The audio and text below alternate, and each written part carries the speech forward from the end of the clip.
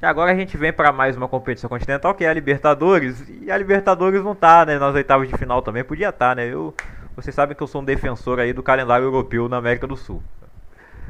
Eu acho que devia ser tudo equivalente, porque a janela de transferência desse jeito não ia atrapalhar ninguém.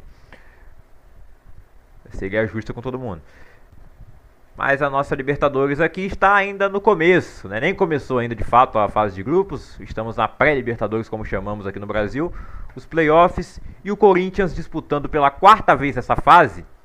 Ele é eliminado pela terceira vez. De 4 edições de Libertadores que o Corinthians teve que participar dos playoffs, em 3 ocasiões ele foi eliminado. Passou apenas em uma, que foi em 2015 contra o Once Caldas. As outras ele perdeu para o Tolima em 2011, pro Guarani em 2020, e teve muita zoação nessas duas ocasiões, são times sem muita tradição. E agora em 2025 eles perdem para o Barcelona de Guayaquil, que é uma equipe tradicional, mas que nunca venceu o título fora do Equador. O Corinthians é campeão da Libertadores, mas como diz o Sormani, ninguém sabe como, né? Foi um fenômeno da natureza, porque o Corinthians, quando chega lá na Conmebol para jogar Libertadores, aparece pá na catraca. Acesso negado.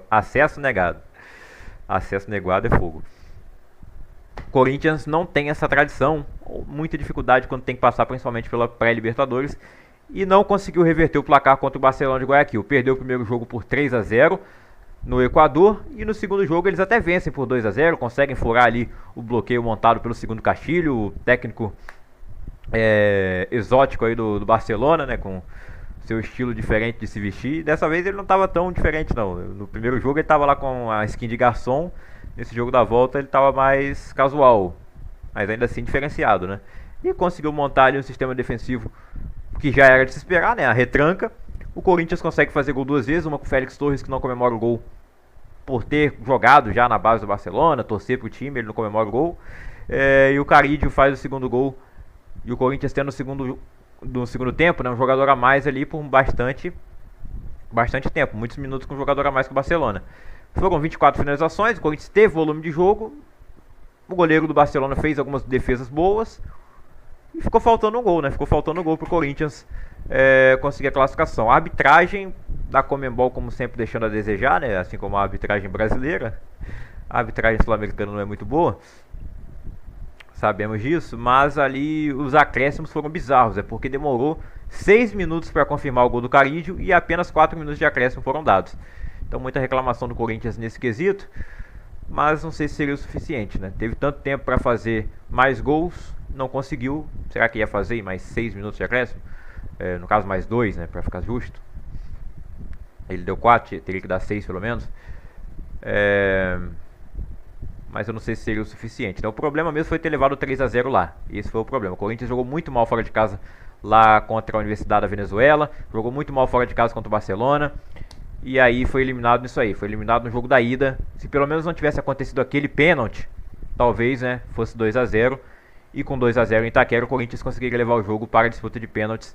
E assim se classificar, quem sabe, no mais uma noite brilhante do Hugo. Nesse jogo, no caso, o Hugo não teve exigência nenhuma, né? E até salvou o Corinthians em algumas vezes lá no Equador, né, de tomar uma goleada maior. O Bahia conseguiu se classificar, venceu por 1-0 o Boston River. Esperava aí uma vitória mais tranquila, mas o Boston River também veio se defender, queria ganhar nos pênaltis esse jogo. Não chutou uma bola sequer no gol do Bahia, foram apenas 6 finalizações do Boston, não jogou bem lá no Uruguai, imagine aqui. O Bahia finalizou ao todo 23 vezes e de cabeça com o Jean Lucas eles conseguiram fazer um gol ali aos 14 minutos do segundo tempo.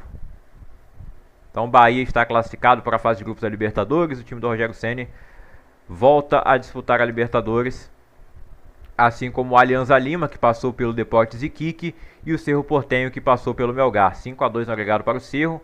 Agora vamos aguardar aí o sorteio da Libertadores, que está previsto para o dia... na próxima segunda-feira, então, dia 17, às 8 horas da noite, no horário de Brasília, sorteio da Libertadores. Não sei se eu faço uma live nesse horário aí para cobrir o sorteio, ou se eu faço a live antes mesmo e a gente discute o sorteio depois. É que eu não vou poder colocar as imagens, né, como a gente faz com a Copa do Brasil, porque a CBF libera as imagens para todo mundo usar. Agora, a Conmebol, se eu colocar as imagens aqui, vai dar problema com direitos autorais. Só pode transmitir o sorteio quem tem os direitos da competição.